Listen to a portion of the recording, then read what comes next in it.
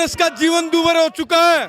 अरे आम आदमी जाए तो जाए कहाँ जाए, ऊपर से मंदी की मार, काम धंधा है नहीं, रोजगार है नहीं, छोटा दुकानदार हो, रेहड़ी वाला हो, पटरी वाला हो, किसी को उठा के देख लो, चाहे कोई प्राइवेट नौकरी कर रहा हो, सबके सब रोने लग रहे हैं। यदि सरकारी स्कूलों का स्तर इतना अच्छा हुआ होता तो कोई भी माँ बाप अपने बच्चों को प्राइवेट निजी स्कूलों में क्यों भेजते। ये सरकार सिर्फ और सिर्फ विज्ञापन की सरकार है, झूठ मूठ की सरकार है। आप कोई भी अखबार की कटिंग उठाकर देख लो। मैं पूछना चाहता हूं, बिहार के अंदर जाके घोषणा करती है कि पूरे बिहार वासियों को कोरोना वैक्सीन फ्री में दी जाएगी। अरे देश के अंदर 30 के लगभग राज्य हैं, वे लोग कहाँ जाएंगे। अरे यदि किसी देश ने हमारे देश के ऊपर परमाणु हमला कर दिया, सीतारमण जी और बीजेपी तो कह देगी कि हम तो सिर्फ बिहार वासियों को बचाएंगे, पूरा देश कुएं में जाएगा। 2014 में सत्ता से आने से पहले बीजेपी ने कहा था 100 दिन के अंदर महंगाई को कम कर देंगे, लेकिन आज लगभग 2300 दिन हो चुके हैं, पूरे 2300 दिन, 2300 दिन हो चुके हैं, लेकिन महंगाई, मिर्च 200 रुपये किलो, टमाटर 60, नींबू, गोभी जो 10 रुपये गिरती पड़ती घूमती थी, हमारे हम जहाँ रहते हैं नजफगढ़ में 10 रुपये किलो, आज 70 से 80 रुपये किलो। आलू, प्याज, कोई भी सब्जी उठा के देख लो, आज आम जनमानस का जीवन दूभर हो चुका है। अरे आम आदमी जाए तो जाए कहाँ जाए, ऊपर से मंदी की मार, काम धंधा है नहीं, रोजगार है नहीं, छोटा दुकानदार हो, रेहड़ी वाला हो, पटरी वाला हो, किसी को उठा के देख लो, चाहे कोई प्राइवेट नौकरी कर रहा हो, सबके सब रोने लग रहे हैं। किसी को जो 20,000 तनख्वाह लेता था लॉकडाउन से पहले, आज उसके हाथ में सैलरी आती है 10,000 रुपये। अरे गरीब जनता कहाँ जाए, किसके पास जाके रोए। मैं वो पूछना चाहता हूँ, जो घड़ियालू आंसू बहाने वाले 2014 में महंगाई के नाम पर आने वाले, रोजगार की बात करने वाले, आज 14 करोड़ लोग बेरोजगार घूम रहे हैं, ऊपर से महंगाई की मार।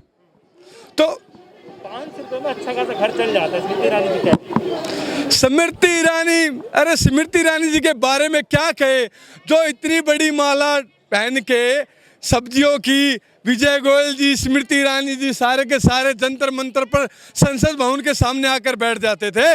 स्मृति ईरानी जो महिलाओं के ऊपर अत्याचार होने पर सबसे ज़्यादा बकबक करती थी, सबसे ज़्यादा घड़ियालू आंसू आते थे।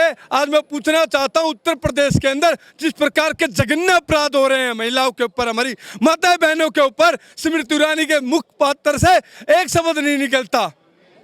देखिए, आप महंगाई को लेकर के आए हैं, तो पिछली सरकारों में भी महंगाई रही है, ऐसा नहीं है। तो विपक्ष के लोग जब बैठे थे तो वो भी महंगाई को लेकर के उठाते थे सवाल, तो फिर आपकी जब इसमें आई है उतना तो क्यों नहीं, कह रहे समय लगता है इसमें। देखो महंगाई की मैं बोलता हूँ, तो बाबा रामदेव भी जंतर मंत्र के प्रांगण में बैठ के बोलते थे कि आपको 35 रुपये पेट्रोल वाली सरकार चाहिए या 80 रुपये प्रति लीटर पेट्रोल वाली सरकार चाहिए। जनता कहती थी 35 रुपये। अब बाबा रामदेव जी से पूछे कि पेट्रोल डीजल के दाम कम करे। मैं पूछना चाहता हूं, दिल्ली के अंदर केजरीवाल जी की सरकार है, ग्रीन टैक्स जो कांग्रेस की सरकार से आज दुगना ग्रीन टैक्स वसूला जा रहा है। जो बाहर से सब्जियां आती, टेम्पो में भर के आती, गाड़ियों में भर के आती है, आज दिल्ली सरकार उनसे दोगुना टैक्स लेती है, जिसकी मार, दूध की मार, सब्जी की मार आम जनता के ऊपर पड़ रही है। क्यों दुगना टैक्स वसूला जा रहा है? क्यों आज जो केजरीवाल जी, अन्ना हजारे जी, जो सब लोग भ्रष्टाचार और बेरोजगारी के मुद्दे को उठा के चलते थे, आज कहां पर छुप गए? आज ये देश की जनता पूछ रही है, इस देश का युवा पूछ रहा है। देश का युवा सड़कों पर दर दर की ठोकरें खा रही है कि उनके लिए नौकरी मिले। देश का महिलाएं, उनके साथ जिस प्रकार से जघन्य अपराध हो रहे हैं, उसके लिए हमारे देश की महिलाएं तड़प रही है। लेकिन ये जो स्मृति ईरानी हो या जो स्वयं मोदी जी हो या दिल्ली के ऊपर जो सत्ता के अंदर काबिज है, जो लोग कहते हैं मैं दिल्ली का मालिक हूँ, आज दिल्ली की जनता त्राही त्राही है, दिल्ली की जनता तड़प रही है कि उनकी जो सब्जी जो सुबह शाम जिसके साथ वे अपने पेट भर भोजन खाते हैं, आज उनके पास काम नहीं है, रोजगार नहीं है, रोजमर्रा अपने जीवन जीने के लिए, अपने बच्चों के पेट पालने के लिए उनके पास पैसा नहीं है। आज केजरीवाल जी से मांग कर रहे हैं, वो कह रहे हैं कि केंद्र की सरकारों ने फंड ही नहीं इतनी जारी कर पाती जितने को रिक्वायरमेंट होती है, तो फिर आप कैसे? देखो ये चाचा भतीजा की सरकार है। चाचा भतीजे के ऊपर, भतीजा चाचा के ऊपर डाल देता कि चाचा जी ने ये नहीं किया, चाचा जी ये नहीं करने दे रहा। अरे आप तो कहते हो मैं दिल्ली का मालिक हूँ, मैं सब देख लूंगा। कोई दिल्ली पुलिस की बात आती हो या कोई सेंट्रल गवर्नमेंट का ऐसा कोई भी काम आती हो तो ठाके केंद्र सरकार के ऊपर डाल देते। अरे भाई आपकी भी तो कोई जिम्मेदारी होगी। जनता ने आपको एक तरफा जिताया, जनता ने आपको 2015 में 67 सीटें दी, आज 2020 के अंदर आपको 63 सीटें जिताकर दिल्ली सचिवालय के अंदर बैठाया। आपकी जिम्मेदारी बनती है कि दिल्ली के लोगों को निजात दिलाई जाए। दिल्ली के लोग जो बढ़ती हुई महंगाई से जो रोजगार दिल्ली के लोगों को चाहिए वो केजरीवाल सरकार की जिम्मेदारी बनती है और वही जिम्मेदारी से भाग नहीं सकते। स्कूलों को लेकर के अच्छा काम किया बता रहे हैं, पोल्यूशन को लेकर के अच्छा काम कर रहे हैं, महिलाओं को बस की सुविधा दी है, इंटरनेट की सुविधा दी है, जगह जगह के कैमरे लगाए गए, सीसीटीवी के लिए काम किया गया। तो जो चीज उनके ऊपर है उसको लेकर काम कर रहे हैं। अर्जुन जी मैं आपको बताना चाहता हूँ, 6 महीने पहले आता दिल्ली सरकार के अंदर 26,000 टीचर नहीं है। दिल्ली सरकार के स्कूलों में 26,000 टीचर। जितने स्टूडेंट पहले शीला दीक्षित की सरकार के अंदर सरकारी स्कूल में पढ़ते थे उससे 10% बच्चे कम हो चुके हैं सरकारी स्कूलों में। यदि सरकारी स्कूलों का स्तर इतना अच्छा हुआ होता तो कोई भी माँ बाप अपने बच्चों को प्राइवेट निजी स्कूलों में क्यों भेजते।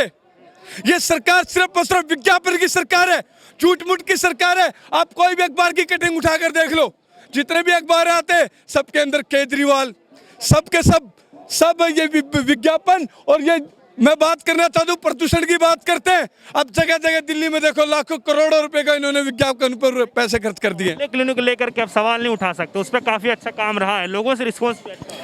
मोहल्ला क्लिनिक, अरे जब देश के अंदर कोरोना आया था ना, जब उसके मोहल्ला क्लिनिक सारे बंद हो गए थे। अरे खांसी जुकाम की इंसान गोली 10 रुपए की 20 रुपए की किसी भी केमिस्ट की दुकान से ले सकता है। यदि आपने काम करना था, मैं बताना चाहता हूँ कांग्रेस सरकार ने 15 साल के अंदर 1998 के अंदर दिल्ली के अंदर मात्र 17 हॉस्पिटल होते थे और 2013 के अंदर जब कांग्रेस सरकार जाती है तो 38 हॉस्पिटल छोड़ के गई थी। ये काम होते हैं स्वास्थ्य के ऊपर।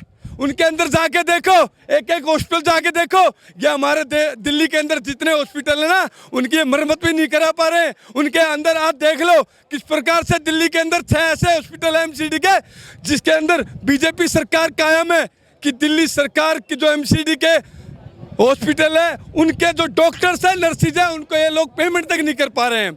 आज में 2 दिन पहले हमारे प्रदेश अध्यक्ष श्री अनिल चौधरी जी यहाँ पर आए थे जंतर मंतर पर, उनके समर्थन में वे लोग जंतर मंतर पर बैठे थे। एक सवाल है मेरा, एक आखिरी सवाल है मेरा कि निर्मला सीतारमण जी कह रही है कि मतलब पहले भी जब ये महंगाई को लेकर के सवाल उठते रहे, आवाज उठती रही है, तो कहते हैं प्याज नहीं खाती, बहुत से तमाम ऐसे सवाल सामने आते हैं। तो जब केंद्र में बैठे हुए लोग इस तरीके से अपने बातों को हटा देंगे तो फिर कैसे। मैं कहना चाहता हूँ कि जो हमारे देश की वित्त मंत्री निर्मला सीतारमण जी बेतुके बयान की मैं प्याज नहीं खाती, मैं लहसुन नहीं खाती।